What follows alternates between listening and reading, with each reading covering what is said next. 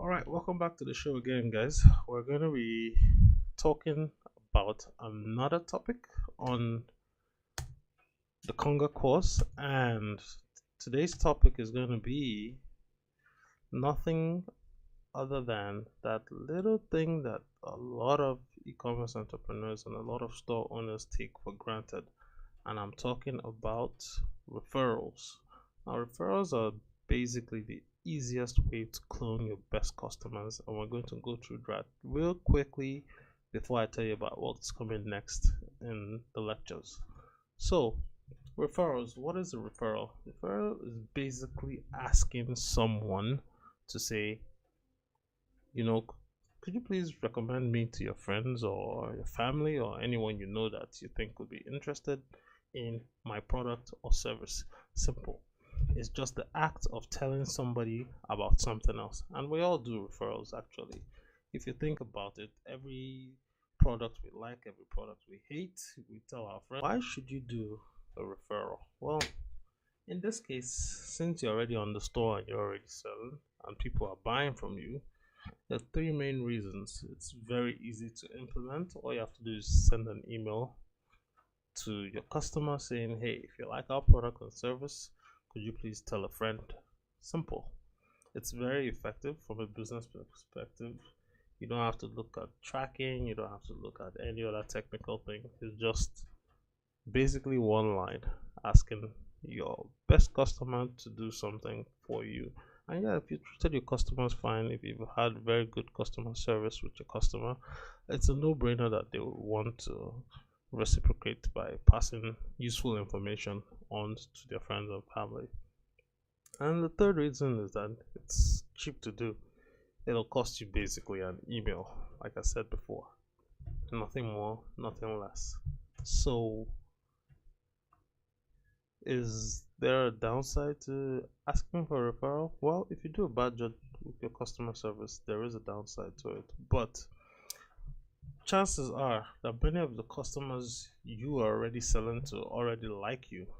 And you know what? It's an easy way for you to just get them to work for you for free. So all you have to do is basically systematically ask your customers to help you out. And that's all you have to do. Now, the con is if you've done your customer service poorly, they're going to do the referral too, whether you like it or not, and they're going to drive people away. But we're setting this up in such a way that your customer service is already spot on and it's awesome, and you have excellent products described as is, and obviously when they receive the product, it's as described. And yeah, that's it. Those are just the simple ingredients to making your store more vibrant, especially as we roll into the Christmas shopping season. So now, one major point to note for you guys is that you have to always be actively asking your best customers for referrals. You never want to assume that the customer is going to do this for you, because people forget, if I, for example, I forget to refer things that I like to my friends. The company takes an effort to remind me and say, hey, if you like our product or service, could you tell a friend? I'll be like, okay. Do I want to tell my friends about this or not? And most of the time, yeah, if it's really made an impact on me, I will. Like, there's a web service I recently subscribed to, and after using it, I didn't even get like a request from the company. I just had a pop-up that said, oh, if you like it, tell a friend. And I said, well, you know what, I do like it actually, and I'm willing to take out the 5 minutes to check and then import the link into my email and send it to my close friends to buy the product. So yeah, it was that simple and quick. It was just a pop-up and not more than one line that said, hey, if you like it, tell a friend. So think about it. It's good. I know you don't have access to the whole back end of the Konga service, but when we're asking for referrals here, I'm strictly referring to email referral.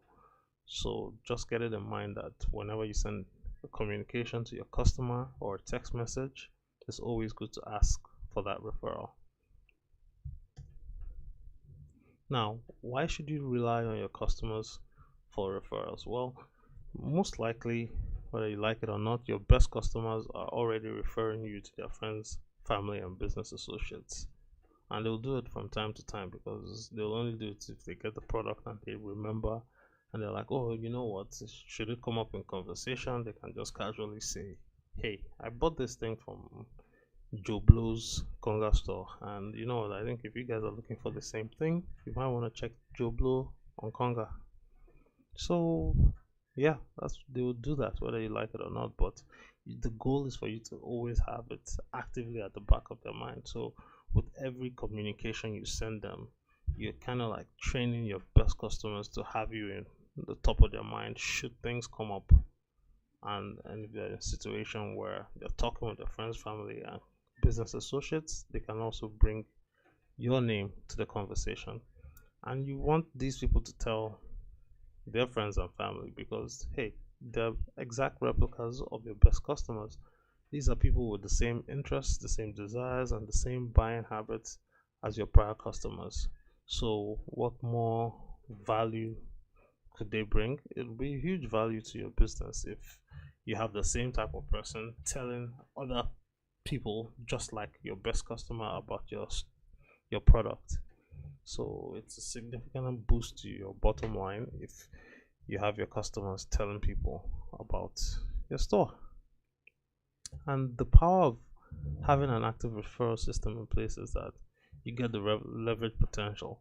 So you could implement a system where one person tells the other person in exchange for like some type of coupon or discount or something, and on it will go in the chain. So the next person will tell another person, and the next person will tell another person, and before you know, you have an army of referees, I would say, doing all your marketing work for you, and you can actually backpedal on some of your marketing efforts and focus on what's bringing you the highest return on investment. And obviously, once you have very good active referral system in place, your customers and your profits will start to increase because guess what, if your best cost, it's the 80-20 rule. If 20% of your customers make up 80% of your profits, and those guys are telling people like them, so it stands to reason that you'll be getting more of that 20% and more of the 80%, and just balloons down your bottom line. So yeah, it's a very good and profitable way to keep and maintain the type of customer base that you would like.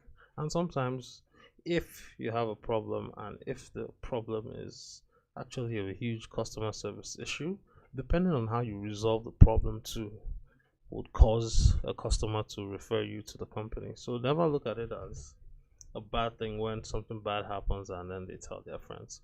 It's always an opportunity for you as a store owner to take proactive steps to take control of the situation, rectify and remedy the situation, because even then that can be a marketing selling point for you. And yeah, so that's the brief message about referrals. I just wanted to let this video come out because I know we're going into the holiday season and I have some awesome stuff in store for you guys. Yakata just ended, and of course I want to know how some of you guys did, so if you could email me or leave a note on the bottom of the link on YouTube and just tell me how you're doing, I'd appreciate that. But the next video I'm going to release is going to be centered on marketing primarily for the holiday season, and so I'm putting up something that's going to be like my 12 days of Christmas marketing event. It'll lead up to, I think, the 23rd of December, so there'll be something for every day up until the 23rd of December. So we're starting on the 11th. Yeah, so on the 11th we'll start that series, and it's just going to show you the best tactics to use to market during the holiday season.